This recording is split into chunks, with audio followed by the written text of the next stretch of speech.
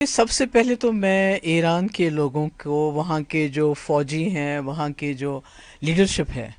ان کو سلام پیش کرنا چاہتی ہوں۔ نہ تو ان کے پاس کوئی ہتھیار ہے، نہ تو ان کے پاس کوئی نیوکلیئر بام ہے۔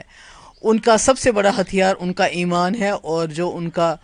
شہادت کا جذبہ ہے۔ ابھی تو خالی چمن گویا ہو رہی ہے، مگر مجھے پورا یقین ہے کہ انہوں نے امریکہ جیسے سپر پاور کو اور اس کا جو بغل بچہ ہے اسرائیل، ان کو گھٹنوں پہ لایا۔ اس وقت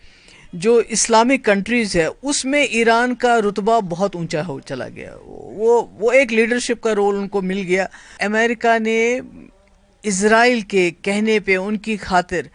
عراق ہو، افغانستان ہو، لیبیا ہو، سیریا ہو، وہ کون سا اسلامی ملک ہے جس کو انہوں نے تباہ نہیں کیا اور وہ ڈیموکریسی کا نام دیتے ہیں۔ دیکھیے، امریکہ کا پریزیڈنٹ بہت بڑا، اس کی ایک عزت ہوتی ہے، وہ بڑا مانا جاتا ہے، پر جب سے ٹرمپ آئے انہوں نے اس امریکہ پریزیڈنٹ کی پوزیشن کو اتنا بلیٹل کیا ہوا ہے، اتنا سبورٹ کیا ہوا ہے، اس کو خود بھی پتہ نہیں ہے کہ میں آج کیا کہہ رہا ہوں اور ابھی کیا کرنے والا ہوں۔ مجھے خوشی ہے کہ ایران نے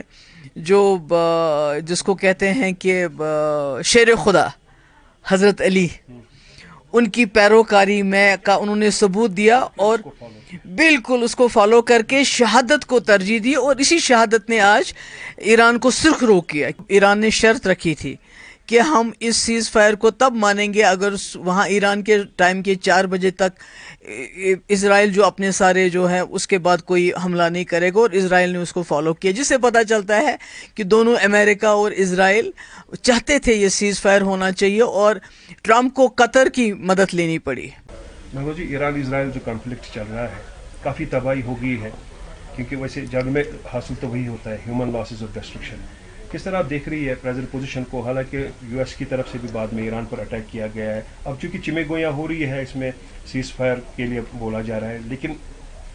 سیز فائر کی باتیں وہ کر رہا ہے جس نے جنگ میں شمولیت۔ دیکھیے، سب سے پہلے تو میں ایران کے لوگوں کو، وہاں کے جو فوجی ہیں، وہاں کے جو لیڈرشپ ہے، ان کو سلام پیش کرنا چاہتی ہوں۔ جس جذبے سے، نہ تو ان کے پاس کوئی ہتھیار ہے، نہ تو ان کے پاس کوئی نیوکلیئر بام ہے، ان کا سب سے بڑا ہتھیار ان کا ایمان ہے اور جو ان کا شہادت کا جذبہ ہے۔ جس طرح سے انہوں نے یہ لڑائی لڑی کہ آخر کار، ابھی تو خالی چمن گویا ہو رہی ہے، مگر مجھے پورا یقین ہے کہ انہوں نے امریکہ جیسے سپر پاور کو اور اس کا جو بغل بچہ ہے اسرائیل، ان کو گھٹنوں پہ لایا۔ اور امریکہ نے نہ چاہتے ہوئے بھی اس وقت جو اسلامک کنٹریز ہے اس میں ایران کا رتبہ بہت اونچا ہو چلا گیا۔ وہ ایک لیڈرشپ کا رول ان کو مل گیا، اس میں کچھ نہیں کر سکتے۔ جہاں تک امریکہ کا سوال ہے، آپ جانتے ہیں کہ امریکہ نے اسرائیل کے کہنے پہ ان کی خاطر عراق ہو، افغانستان ہو، لیبیا ہو، سیریا ہو، وہ کون سا اسلامی ملک ہے جس کو انہوں نے تباہ نہیں کیا اور وہ ڈیموکریسی کا نام دیتے ہیں، ریجیم چینج کا نام دیتے ہیں، بڑے بڑے نام دیتے ہیں، پر اصل میں اگر دیکھا جائے تو آج اگر امریکہ اپنا یہ سبق یاد رکھے گا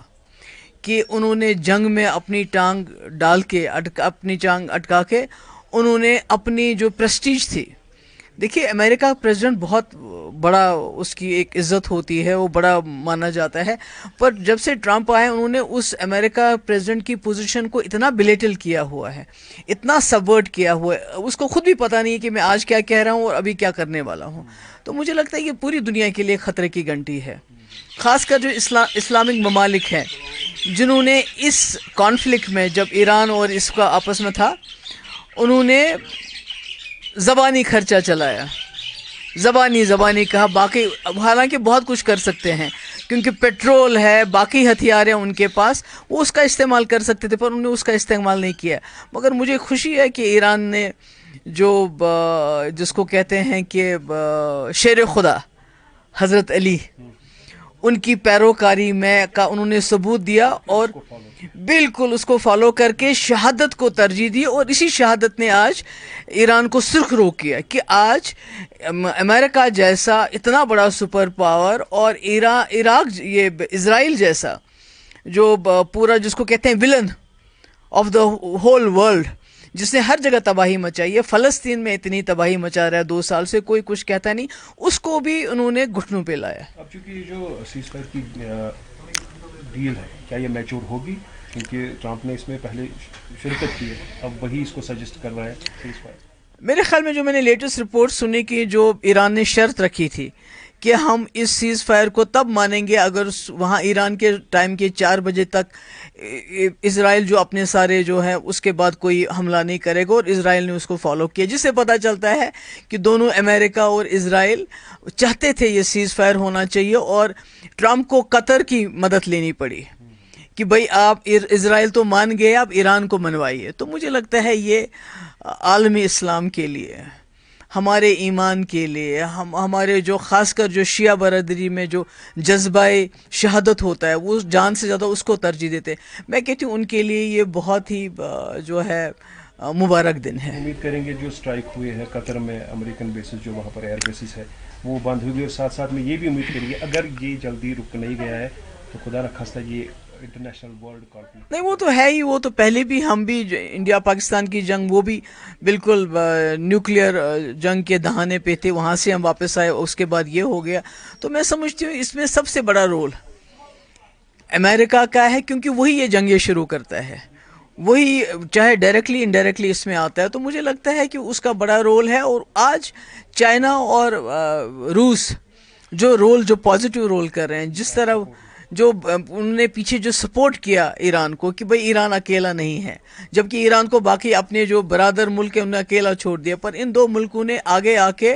امریکہ کو بتا دیا ہے کہ ہم اس ملک کے ساتھ کھڑے ہیں جس ملک کو آپ تباہ کرنا چاہتے ہیں۔ اس سے بھی ایک میسج چلا گیا، اور آج سیز فائر کی باتیں ہو رہی ہیں۔ خدا بھی چاہے ورنہ ہمارے یہاں پر اثر پڑ سکتا ہے۔ نہیں وہ تو نیچرلی صحیح بات ہے کہ جب بھی کسی ہمارے اتنا نزدیک خطہ ہے یہ، اس میں اور ایران کے ساتھ ہمارے بڑے پرانے رشتے رہے ہیں، اور یہ افسوس کی بات ہے کہ ہمارا ملک جو ایران کے ساتھ اتنے سالوں سے پرانے رشتے رکھے ہوئے تھے وہ آج اس سے بالکل مخالف پالیسی اس نے اڈاپٹ کی ہے۔ مگر میں سمجھتی ہوں کہ یہ پورے خطے نہیں، پوری دنیا کے لیے اچھی خبر ہے کہ اگر یہ سیز فائر ہو جاتا ہے۔